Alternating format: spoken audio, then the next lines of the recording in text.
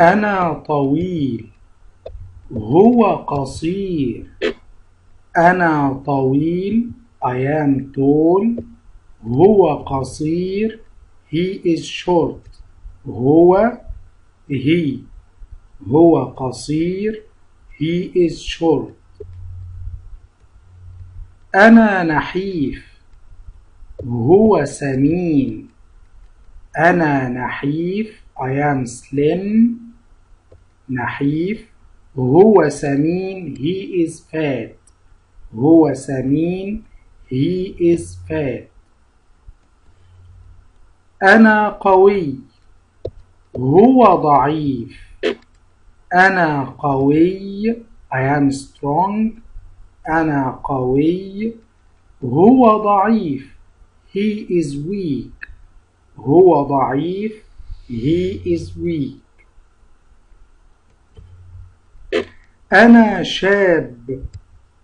هو عجوز. أنا شاب. I am young man. هو عجوز. He is old. هو عجوز. He is old man. أنا أصلع. I am bald. أنا أصلع.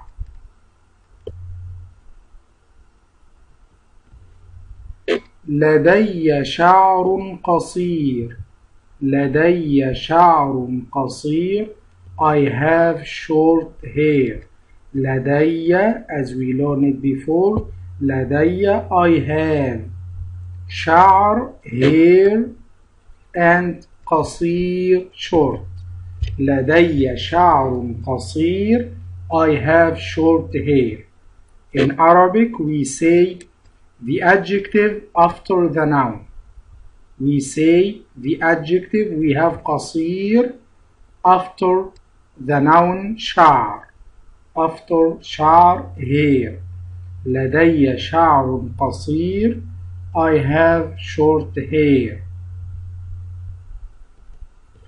لدي لحية طويلة. I have long beard. لدي لحية طويلة. I have long beard. لدي I have لحية beard. لحية beard and طويلة long. لدي لحية طويلة. I have long beard. As you see now, لحية is a feminine word, so we have its adjective is feminine also. طويلة. It has the feminine stem. لدي شارب قصير. I have short mustache. لدي شارب قصير. لدي I have شارب mustache. قصير short. قصير the adjective after the noun. In Arabic we say the adjective after the noun. We describe شارب, we describe mustache as قصير. So we say شارب first followed by the adjective قصير. لدي شارب قصير. I have short mustache.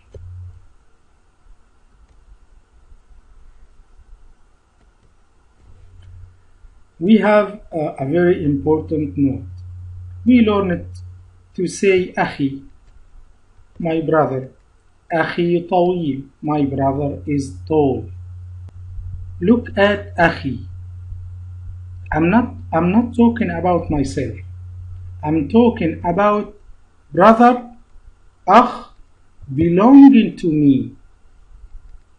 This is why in Arabic we say أخ first followed by the pronoun.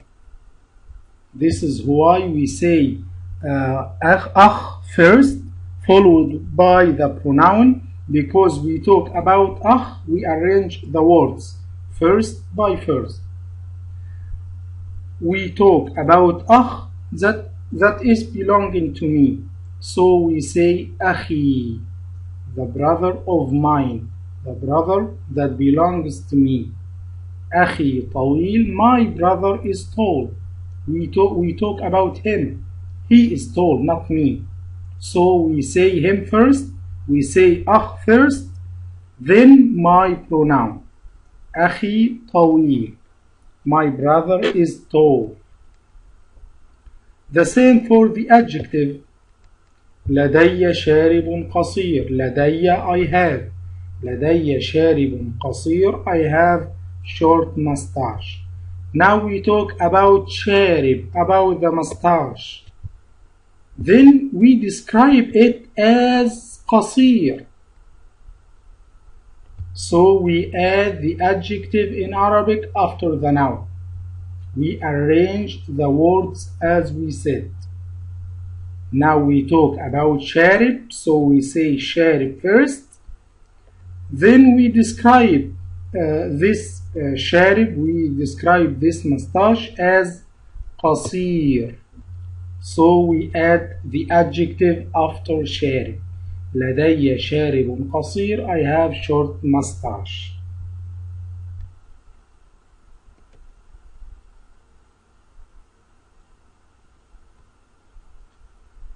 As we said before, we have differences between male and female in Arabic. We learned هو طويل. He is tall. What about the female? هي طويلة. هي طويلة. She is tall. We have هي, she. So we have two new pronouns now. هو, he, and هي, she. هو طويل. He is tall. هي طويلة. She is tall. And as we know, we have the feminine تاء. We add it for the female for هي. We add this feminine تاء usually for adjectives like this, nationalities, jobs. Anyway, هو طويل. He is tall. هي طويلة. She is tall. We have two new pronouns. هو, he, هي, she. هو قصير. He is short. هي قصيرة. She is short. The same, we have هي, she, and the adjective now has the feminine تاء. هي قصيرة. She is short. هو نحيف. He is slim. هي نحيفة. She is slim. هي, she, and the adjective also has the feminine تاء. هي نحيفة. She is slim. هو سمين. He is fat. هي سمينة. She is fat. هي سمينة. She is fat. هو قوي. He is strong. He is strong. هي قوية. She is strong. هي قوية. She is strong. The same, we have هو, he, and هي, she. Also, we have the feminine تاء here for the female. هي قوية. She is strong. هو ضعيف. He is weak. هي ضعيفة. She is weak. هي ضعيفة. She is weak. هو شاب. He is young. هو شاب. He is young. هي شابة. She is young. هي شابة. She is young. هو عجوز. He is old. هو عجوز. He is old. هي عجوز. She is old. هي عجوز. She is old. What? Where's the feminine تاء? عجوز. is the same for male and female. We can say هو عجوز, هي عجوز. The man can say أنا عجوز, and the woman can say أنا عجوز. It's the same. So عجوز is used for male and female.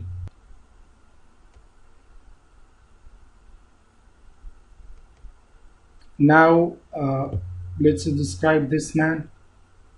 Can you describe him?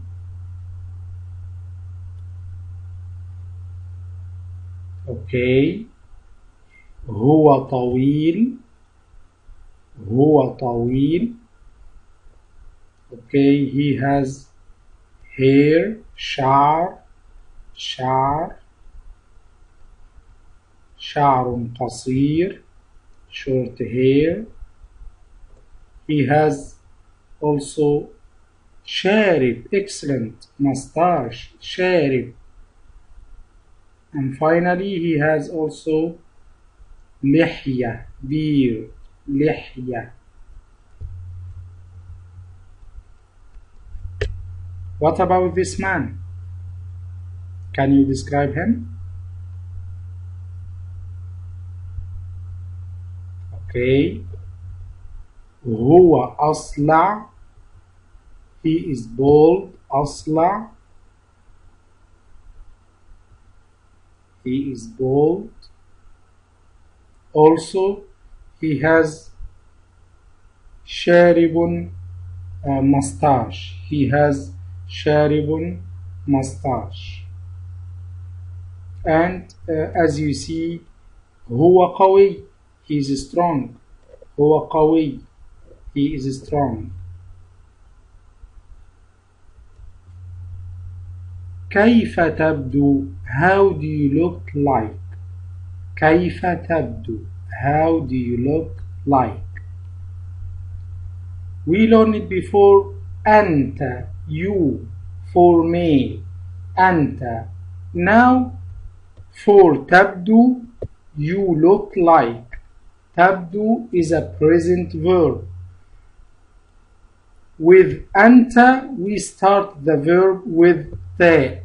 So تبدو means you look like. We don't need to say the pronoun now.